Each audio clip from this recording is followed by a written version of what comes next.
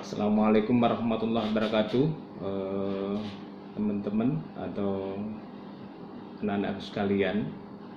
Di semester 4 mata kuliah hukum pemerintah daerah, untuk mengawali kuliah pertama ini hanya sebuah pengantar yang nanti akan kita eksplorasi pada pertemuan online via online berikutnya. Bahwa pada kali ini di perdana kita kuliah atau pertama kita kuliah di hukum pemerintah daerah, saya Muhammad Zainul Ikhwan, di dosen di Fakultas Hukum yang sudah sekian tahun mengabdi, mulai dosen, kemudian juga pernah jadi dekan Fakultas Hukum, kemudian juga wakil rektor, sekarang kepala Badan Penjaminan Mutu Universitas, tugas tambahan saya. Untuk itu, sesuai dengan amanah pemerintah, amanah undang-undang yang harus kita jalankan, yang harus kita lakukan, Kementerian Pendidikan dan Kebudayaan mewajibkan kita untuk kuliah online karena di Indonesia sedang terjangkit wabah COVID-19. Untuk itu kita juga berdoa semoga wabah ini segera dicabut oleh Allah dari bumi Nusantara ini, dari Indonesia, sehingga kita terbebas dari itu, Indonesia terbebas dari itu, terutama kita, keluarga kita juga terbebas dari wabah itu. Untuk itu, anak-anak sekalian, teman-teman sekalian, untuk mengawali kuliah ini, ketika kita bicara pada persoalan hukum pemerintah daerah, kita tidak lepas dari pemerintah daerah. Apa itu pemerintah daerah dan sebagainya, nanti akan kita eksplor lebih lanjut. Berbicara pada pemerintah, maka ada istilah pemerintah. Pemerintah sebagai organisasi, pemerintah sebagai fungsi. Pemerintah sebagai organisasi itu apa? Pemerintah sebagai fungsi itu apa?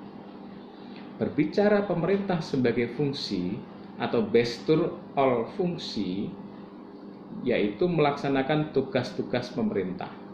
Pemerintah sebagai organisasi, bestur ol organ, ini adalah bagaimana organisasi yang termasuk di dalamnya ada fungsi, ada kewenangan, ada kewajiban di masing-masing badan atau dinas itu dijalankan. Instansi pemerintah yang ada di daerah. Kalau dulu namanya SKBD, sekarang menjadi OPD, Organisasi Perangkat Daerah. Untuk itu nanti akan kita eksplor lebih lanjut sesuai dengan Undang-Undang Otonomi Daerah, karena dasar kita adalah itu. Yang salah satunya ketika kita mengeksplor sejarah Undang-Undang Otonomi Daerah, diawali dari era Orde Baru atau Orde Lama, nanti Orde Baru, kemudian Orde Reformasi, muncullah Undang-Undang Nomor 22 tahun 99, Undang-Undang Nomor 22 tahun 1999 tentang otonomi daerah.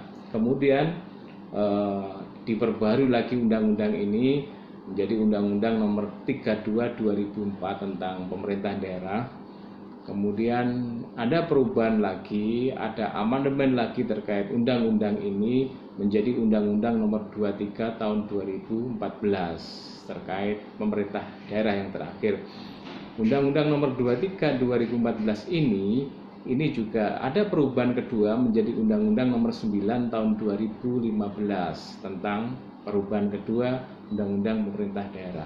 Berbicara pada persoalan pemerintah daerah, di sana ada kewenangan, ada aspek yang luar biasa oleh pemerintah daerah. Aspek pelayanan publik, aspek pendidikan, ada kesehatan yang di dalam pelayanan publik itu. Kemudian di sana juga ada organisasi terkait persoalan administrasi. Maka karena ketika ngomong pemerintah daerah ini juga tidak lepas dari HTN, hukum tata negara, kemudian hukum administrasi pemerintah, tidak lepas dari itu. Yang salah satu aspek di pemerintah daerah nanti yang akan kita pelajari, ini salah satunya, ini adalah bagian dari layanan publik. Contoh ada Undang-Undang 25 2009 tentang layanan publik. Di dalam pemerintah daerah juga ada pada persoalan keuangan, ada aspek anggaran yang akan kita pelajari. Bagaimana nanti anggaran ini dibikin oleh pemerintah untuk kemakmuran masyarakat, untuk kesejahteraan masyarakat. Nah, bagaimana pemerintah daerah ini mensejahterakan masyarakat? Dalam konteks ini, contoh Undang-Undang Nomor 17 Tahun 2003 tentang Keuangan Negara, kemudian Peraturan Pemerintah Nomor 12 Tahun 2009 tentang pengelolaan keuangan daerah, maka di sana itu muncul aturan itu. Bagaimana pemerintah daerah mengalokasikan anggaran itu dalam APBD, Anggaran Pendapatan dan Belanja Daerah. Di APBD nanti juga ada anggaran DAU, dana alokasi umum, ada DAK, dana alokasi khusus, kemudian ada PAD, pendapatan asli daerah. Yang di sana nanti juga ada anggaran langsung, anggaran tidak langsung dalam APBD nanti. Maka inilah untuk melayani masyarakat, karena kewenangan daerah diberi kewenangan luas untuk rumah tangganya sendiri, mengatur rumah tangga sendiri dari semua aspek yang ada di daerah itu, termasuk administrasi kepegawaian, pelayanan publik yang tadi saya katakan. Ngomong pelayanan publik tadi banyak hal, bidang pendidikan, kesehatan, dan lain-lain kayak apa. Kemudian ketika kita ngomong berbicara pada persoalan anggaran, ini salah satunya adalah banyak hal yang tadi. Nah, ini ada batasan-batasan tertentu yang harus nanti akan kita eksplorasi lebih lanjut. Kemudian berbicara pada persoalan daerah, ini kan ketika ngomong daerah itu pasti ada wilayah tertentu. Ada bagaimana daerah itu bisa mengatur, mengurus rumah tangganya sendiri, prakarsa sendiri.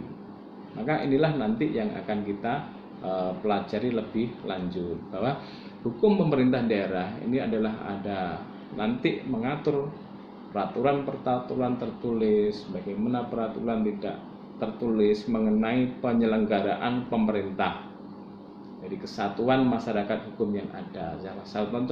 Salah satu contoh yang tadi saya katakan adalah terkait pada persoalan keuangan daerah, keuangan publik, yang di situ diatur sesuai dengan Peraturan Pemerintah Nomor 12 Tahun 2009 tentang pengelolaan keuangan daerah. Kemudian Undang-Undang Nomor 17 Tahun 2003 tentang keuangan daerah. Nah, ini bagaimana prosesnya? Salah satu ketika ngomong pada persoalan budgeting di daerah, maka kita bisa men-tracking budgeting. Tracking budgeting ini mulai dari mana? Dari RT, RW, kelurahan, kecamatan sampai ke OPD, sampai ke pemerintah daerah di tingkat 2. Prosesnya kayak apa? Ketika kita men-tracking budgeting, di sana diawali dari musyawarah rencana pembangunan atau musrenbang di tingkat RT, RW. Setelah itu ada musrenbang di tingkat kelurahan. Setelah dari kelurahan ini ada musrenbang tingkat kecamatan. Dari kecamatan ini nanti ada musyawarah rencana pembangunan di tingkat kota atau daerah, kota kabupaten. Nah, maka disinilah proses penganggaran nanti. Kewenangan, kebijakan keuangan dimulai dari situ. Kemudian setelah itu berproses, nah bagaimana nanti ada anggaran-anggaran, termasuk ada proper budgeting, anggaran untuk orang miskin itu kayak apa? Ada proper budgeting. Nah, ini di situ akan dibahas juga tentang kesehatan, pendidikan, kemudian untuk infrastruktur di daerah itu kayak apa, akan dibahas di situ. Nah, pembahasan itu nanti akan muncul sesuai dengan Peraturan Pemerintah Nomor 12 Tahun 2019 tentang pengelolaan keuangan daerah. Maka bupati atau wali kota nanti akan menerbitkan KUA, namanya kebijakan umum anggaran. Contohnya ini. Nah, ini KUA, kebijakan umum anggaran Kota Blitar tahun 2020. Setelah itu dari KUA ini dijabarkan di PPAS. Nah, ini dijabarkan di PPAS, prioritas plafon anggaran sementara APBD Kota Blitar tahun 2020. Dari KUA kemudian dijabarkan di sini.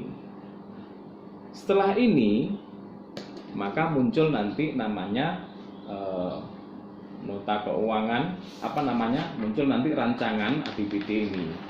Nah ini rancangan APBD yang nanti akan dibahas di Dewan. Ini pun mulai KUA, PPAS sampai rancangan APBD ini juga dibahas di DPRD di daerah. Kalau ini sebagai contoh Kota Blitar juga dibahas di DPRD Kota Blitar. Nah di sana nanti ada komisi-komisi, ada fraksi yang akan memberikan tanggapan ketika di sidang paripurna Dewan. Paripurna terkait KUA. Maka ini fraksi-fraksi di sana diberi kewenangan untuk memberikan tanggapan. Ada pandangan fraksi, pandangan umum fraksi, kemudian ada pendapat akhir fraksi menerima atau menolak. Sama dengan PPAS juga sampai ke proses APBD. Nah, inilah salah satu proses ketika berbicara pada persoalan anggaran, persoalan politik anggaran di daerah. Proses ini harus dilalui yang di sana adalah untuk kepentingan masyarakat, untuk kesejahteraan masyarakat murni itu. Maka inilah bagaimana pada proses ini ketika ngomong keuangan nanti ada aspek-aspek yang lain yang akan kita eksplor lebih lanjut terkait hukum pemerintah daerah. Aspek layanan publiknya itu kayak apa? Aspek administrasi kepegawaian kayak apa? Budgeting itu kayak apa? Bagaimana akan kita eksplor?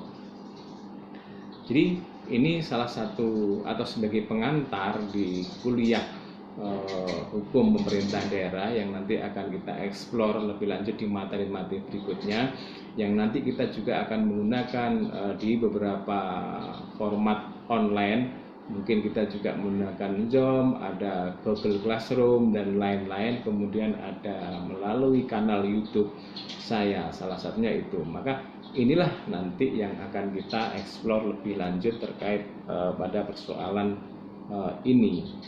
Maka di sana nanti eksekutif, legislatif di daerah juga akan membahas ini, dibahas bersama-sama.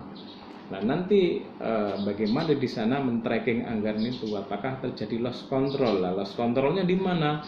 Ketika di RT, RW, kelurahan masyarakat sudah mengikuti, sampai dibahas di tingkat kota atau kabupaten juga masyarakat mengikuti. Tapi begitu mungkin di sana ketika dibahas di Dewan, bisa saja nanti ada usulan masyarakat, harapan masyarakat di sana mungkin ada hal-hal yang di sana mungkin tidak bisa tercover. Lah ini anak kayak apa akan kita bicara eksplor lebih lanjut tentang hukum pemerintah daerah.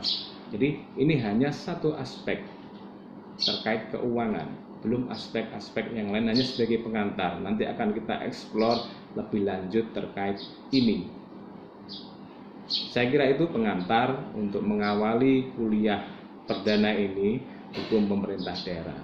Kurang lebihnya mohon maaf. Sekian. Assalamualaikum warahmatullahi wabarakatuh.